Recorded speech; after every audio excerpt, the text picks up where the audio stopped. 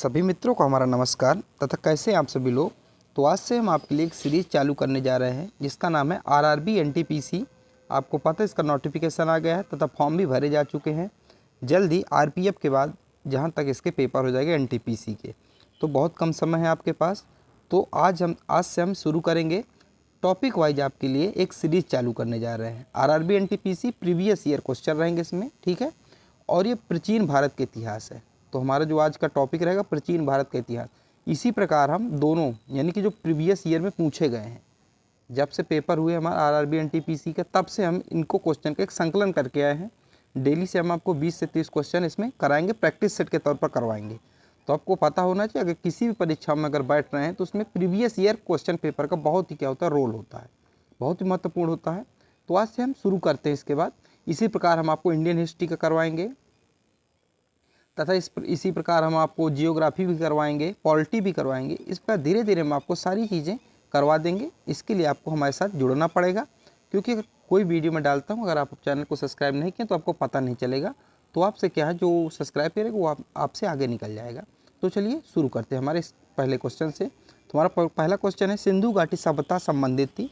तो निम्नलिखित में से ये पूछा जा रहा है, सिंधु घाटी सभ्यता किससे संबंधित थी। तो सिंधु घाटी सभ्यता जो है कांस्ययुगीन सभ्यता थी। कौन सी कांस्ययुगीन सभ्यता थी, एक हमारे इसका सही उत्तर होगा। अगर आप लोगों को आ रहा है तो आप लोग कमेंट बॉक्स में इसका उत्तर दीजिए कि मुझे आ रहा है, ठीक है। अगला है, हड़प्पा सभ्यता लगभग 2500 ईसा पूर्व में फली फूली थी, जिसे हम आज कहते हैं, जिसे हम आज क्या कहते हैं, ये आपसे पूछा जा रहा है। तो जिसे हम आज हम कहते हैं पश्चिमी भारत और पाकिस्तान। तो दूसरा हमारा इसका सही उत्तर हो जाएगा, ठीक है। अगला प्रश्न है, सिंधु घाटी सभ्यता एक है। तो सिंधु घाटी सभ्यता एक कौन सी सभ्यता है, तो कांस्ययुगीन सभ्यता है, ये आपको सभी को पता होगा। तो चौथा हमारा इसका सही उत्तर हो जाएगा। अगला है, पत्थर की बनी नृत्य करते हुए पुरुष की मूर्ति नटराज किस स्थान पर पाई गई। पत्थर की मूर्ति पूछ रहा, नटराज किस स्थान पर पाई गई है, ये आपसे पूछा जा रहा है। तो ये कहाँ पाई गई, तो हड़प्पा में पाई गई। किधर, हड़प्पा में पाई गई है। तो चौथा हमारे इसका सही उत्तर हो जाएगा, ठीक है। अगला प्रश्न, अगला प्रकार है, धौलावीरा एक पुरातात्विक स्थल किस समय अवधि से संबंधित है। तो किस समय अवधि से संबंधित है, ये आपसे पूछा रहा है। तो सिंधु घाटी सभ्यता संबंधित है। किससे, सिंधु घाटी सभ्यता संबंधित। तो सी हमारे यहाँ पे इसका सही उत्तर हो जाएगा। कौन सा, सी इसका सही उत्तर हो जाएगा, ठीक है। अगला प्रश्न, अगला प्रश्न करा है, निम्नलिखित में से कौन सा स्थल सिंधु घाटी सभ्यता का हिस्सा नहीं है। तो कौन सा हिस्सा जो है सभ्यता का हिस्सा नहीं है, सिंधु घाटी सभ्यता का कौन सा स्थल है। तो इसका सही उत्तर क्या हो जाएगा, तो आप लोगों को इसका सही उत्तर देना है। तो इसका सही उत्तर हो जाएगा ऑप्शन नंबर दूसरा, उरुक। देखिए हड़प्पा भी है, मोहनजोदड़ो भी है और लोथल भी है, लेकिन उरुक नहीं है। तो दूसरा हमारा इसका सही उत्तर हो जाएगा। अगला है, निम्नलिखित में से कौन सा पशु हड़प्पा सभ्यता की मोहरों पर अक्सर देखा जाता था। तो कौन सा ऐसा पशु था जिसकी क्या उपयोग किया था, मोहरों बनाने में उसका उपयोग किया जाता, यानी कि मोहर के नीचे उसका चिन्ह रहता था। तो ये बैल है। कौन सा, बैल है। दूसरा हमारा इसका सही उत्तर हो जाएगा, ठीक है। अगला है, सिंधु घाटी सभ्यता में खोजा गया पहला स्थल कौन सा है। तो सिंधु घाटी सभ्यता में जो खोजा गया पहला स्थल था हड़प्पा। कौन था, हड़प्पा था। और ये 1921 में खोजा गया था। किन, दयाराम साहनी के द्वारा 1921 में ये खोजा गया था, ठीक है। अगला है, सिंधु घाटी सभ्यता की सबसे महत्वपूर्ण विशेषता थी। तो सबसे महत्वपूर्ण इसकी विशेषता कौन सी थी, तो सबसे महत्वपूर्ण विशेषता ईंटों से बनी इमारतें। क्या थी, ईंटों से बनी इमारतें, इनकी सी हमारा इसका सही उत्तर हो जाएगा, ठीक है। अगला है, हड़प्पा सभ्यता का कौन सा शहर विशेष रूप से मनका निर्माण, शंख कटाई, धातु कार्य, मुहर निर्माण तथा बाट निर्माण सहित शिल्प उत्पादन के लिए समर्पित था। तो ऐसा कौन सा शहर था, तो ऐसा कौन सा शहर था, ये आपको बताना है। इसका सही उत्तर क्या हो जाएगा, तो इसका सही उत्तर होगा चनहूदड़ो। क्या हो जाएगा, चनहूदड़ो इसका सही उत्तर हो जाएगा, ठीक है। अगला प्रश्न याद रखिएगा, ये PYQ है और ये प्राचीन भारत का इतिहास है। केवल इतने मात्र से क्वेश्चन नहीं हो जाएंगे, डेली मैं आपको करवाऊँगा। मैं हिस्ट्री भी करवाऊँगा आपको, जो कि अभी शुरू कर दिया मैंने, पॉलिटी भी करवाऊँगा, जियोग्राफी भी करवाऊँगा। तो आपको मेरे बहुत सारे वीडियो आएंगे, तो आप लोग इससे जुड़ जाइएगा, ठीक है। अगला, निम्नलिखित में से किस नदी का नाम ऋग्वेद में केवल एक बार प्रयोग किया गया। तो गंगा नदी का नाम जो है ऋग्वेद में केवल एक बार प्रयोग किया गया, सर्वाधिक बार सिंधु नदी का प्रयोग किया गया नाम। अगला है, उपनिषद में निम्नलिखित में से किस महिला विद्वान का उल्लेख किया गया है। तो किसका, तो गार्गी का उल्लेख किया गया। तीसरा मैं इसका सही उत्तर हो जाएगा। अगला है, ऋग्वेद में वर्णित मधुरवाच का संबंध तात्पर्य है। तो मधुरवाच का तात्पर्य क्या है, ये आपसे पूछा जा रहा है। तो इसका सही उत्तर होगा वह जो बलि नहीं देता। दूसरा हमारा इसका सही उत्तर हो जाएगा। देख लीजिए ऐसे प्रश्न क्या है, पूछे गए प्रश्न है, ठीक है। अपना क्या है, अपना लेवल देखिए कि आप किस लेवल पे आपकी तैयारी हो रही है। अगला है, निम्नलिखित में से कौन सा कथन गलत है?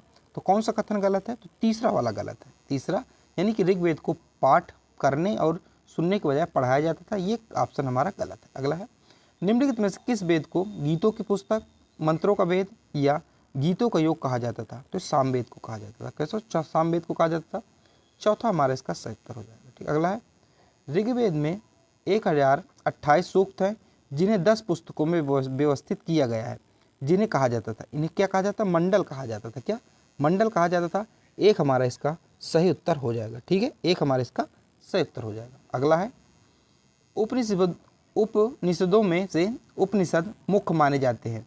तो कितने उपनिषद हैं जो मुख्य माने जाते हैं? तो इसका सही उत्तर होगा ऑप्शन नंबर ए, 108 और 11 उपनिषद जो है मुख्य माने जाते हैं। अगला है, वैदिक काल में राजाओं द्वारा प्रजा से एकत्रित कर को क्या कहते थे?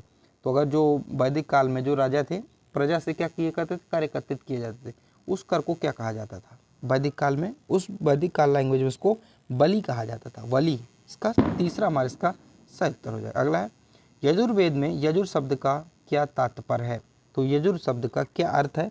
तो यजुर शब्द का अर्थ है त्याग, इसका सही उत्तर होगा, त्याग इसका अर्थ हो जाएगा। ठीक है, अगला है, अगला कह रहा है, निम्नलिखित में से वेदों में रोगों का उपचार दिया जाता है। कौन सा ऐसा वेद है जो रोगों का उपचार बताता है? तो ये रोगों का उपचार अथर्ववेद रोगों का उपचार बताता है। चौथा हमारा इसका सही उत्तर हो जाएगा। अगला है, 16 महाजनपदों के संदर्भ में निम्नलिखित में से कौन एक राजधानी शहर नहीं है? तो कौन सा ऐसा राजधानी शहर नहीं है, ये आपको बताना है। तो इसका सही उत्तर होगा अवंती, इसका सही उत्तर होगा दूसरा, इसका सही उत्तर हो जाएगा अवंती, इसका एकदम सही उत्तर हो जाएगा। ठीक है, अगला है, प्राचीन शहर चंपा को कहा जाता है महाजनपद की राजधानी माना जाता था। तो जो प्राचीन शहर चंपा था किस महाजनपद की राजधानी माना जाता था? तो ये राजधानी थी अंग की। किसकी? अंग की। तीसरा हमारा इसका सही उत्तर हो जाएगा। ठीक है, अगला, सत्यमेव जयते का अर्थ क्या है? तो सत्यमेव जयते का अर्थ क्या है, ये आपसे पूछा जा रहा है। तो इसका अर्थ क्या है? देखिए ऑप्शन भी कैसे दिए हैं, आप लोग अनुमान लगा सकते पेपर कैसे आता है। तो सत्यमेव जयते का अर्थ है ट्रूथ एलोन ट्रायम्फ। तो ए हमारा इसका सही उत्तर हो जाएगा, ए इसका सही उत्तर हो जाएगा। ठीक है, इसका आप लोग को याद रखना है। ठीक है, यहाँ से तीसरा। ठीक, अगला प्रश्न, अगला प्रश्न कह रहा है, गंगा और सोन जैसी नदियाँ प्राचीन भारत में महाजनपद से होकर बहती थी। किस महाजनपद से होकर बहती थी? तो मगध जहाँ महाजनपद से होकर बहा करती थी। तीसरा हमारा इसका सही उत्तर हो जाएगा। ठीक है, अगला प्रश्न, अब देखिए 16 महाजनपदों उनकी तथा राजधानियाँ कौन कौन सी थी वो अब मैं आपको बताने वाला हूँ।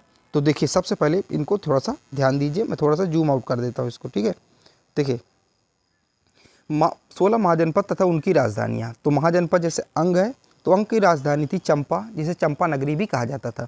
इसके बाद मगध, तो मगध की राजधानी थी राजगृह, जिसे पाटलिपुत्र कहा जाता था। अगला है काशी, काशी की राजधानी वाराणसी थी। गंधार की तक्षशिला थी तथा कुरु की इंद्रप्रस्थ थी। कौशल की श्रीवस्ती अयोध्या थी। सूरसेन की मथुरा थी। कंबोज की हटका राजापुर थी। और मल्ल की कुशीनगर जैसे पेवापुरी। और वस्त की कौशाम्बी थी। चेदी की सुक्तिमदी थी। और मत्स्य की विराटनगर थी। पंचाल की कंपिल्य थी। वजी की वैशाली विदेह मिथिला थी। अवंती की उज्जैन थी। और असमस की पोटली थी। तो ये महत्वपूर्ण है, इसको आप लोग क्या कर लीजिए, स्क्रीनशॉट एक बार ले लीजिए। चलिए अगला, अगला कह रहा है, महाजनपदों के राजाओं ने किलों का निर्माण करवाया क्योंकि यह करते थे। क्योंकि इसलिए ये सुरक्षा के लिए इन्होंने किलों का निर्माण करवाया था। अगला है, ऋग्वेद में ऐसे मंत्र जिनमें अप्रमाणिक वलिखिलिया वजन सम्मिलित हैं, तो ऐसे कौन से हैं? तो इसका सही उत्तर होगा ऑप्शन नंबर दूसरा, इसका सही उत्तर हो जाएगा 1028, इसका एकदम सही उत्तर हो जाएगा। अगला है, लेकिन निम्नलिखित में से कौन सा वेद जादुई अनुष्ठानों और तंत्र मंत्र के बारे में बताता है? तो कौन सा ऐसा वेद? तो ऐसे वेद का नाम है अथर्ववेद। तो आप सीधा सीधा पूछा था, देखिए सबसे पहले पूछा संगीत का, तो संगीत का वेद है सामवेद। इसके बाद जादुई टोना तंत्र मंत्र का वेद है अथर्ववेद है। ठीक है, अगला है, और पूछा जाता है निम्नलिखित में किस वेद को गीतों की पुस्तक, वेदों का मंत्र या गीतों का भी योग कहा जाता है? तो कौन सी पुस्तक है? तो ये सामवेद है। ठीक है, आपको मैंने भी बताया 4 वेद है हमारे पास, उनमें से सामवेद है। अगला है, विष्टाद्वैत दर्शन के संस्थापक कौन थे? तो विष्टाद्वैत संस्थक के जो संस्थापक थे ये थे रामानुजमचार्य। कौन थे? तीसरा हमारा इसका सही उत्तर होगा। अगला है, निम्नलिखित में से कौन 16 महाजनपदों में से एक नहीं है? तो 16 महाजनपदों में से एक नहीं है तो कामरूप नहीं है, बाकी जो 16 महाजनपदों में से हैं तो ये थे। मैंने आपको करवा दिए लगभग 30 प्रश्न, कितने 30 प्रश्न करवा दिए। और हमारा ये जो सीरीज है चैप्टर वाइज शुरू की गई है। तो ठीक है, तो जुड़ जाइएगा हमारे टेलीग्राम के, वीडियो के नीचे आपको टेलीग्राम का लिंक मिल जाएगा, उसके साथ जुड़ जाइएगा। तथा मिलते हैं अगली वीडियो पर, जब तक के लिए जय हिंद जय भारत।